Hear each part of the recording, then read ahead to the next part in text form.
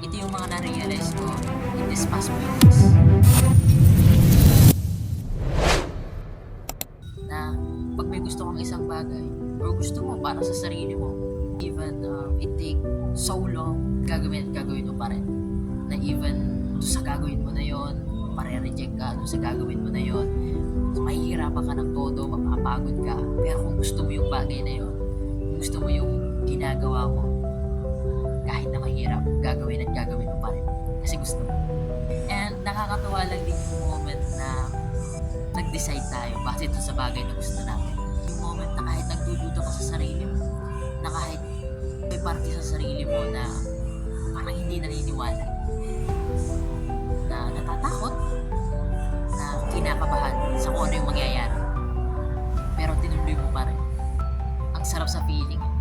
Wala pa man yung magandang resulta. Pero kung alam mo yung reason mo bakit mo ginagawa yung isang bagay, tutuloy at tutuloy ka pa rin.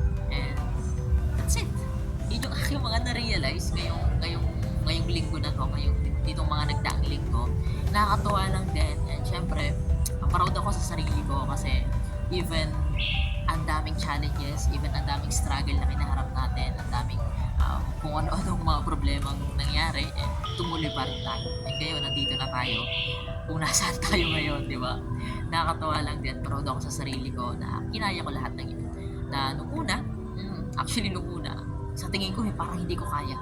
Nung una, akala ko, hindi ko kakayanin. Pero, ayun, ito tayo ngayon na tumutuloy-tuloy pa rin. Kasi if you truly believe in yourself, na kaya mo, magagawa at magagawa mo. And sobrang nagpapasalamat ako sa community na meron ako, which is dito sa Team ACES of Worldwide Entrepreneurs. Kasi ang dami nilang naitulong sa akin. Yung hope na binigay nila sa akin na hindi pa huli ang lahat para magbago. Kung ikaw, naghahanap ka ng community, ng mentor na makakatulong sa'yo, join Worldwide Entrepreneurs now. Yun lang naman for this video. If you want to know more about our community here, just message me or comment sa comment section. I'm interested. Yun lang naman for this video. Have a great day sa inyo lahat.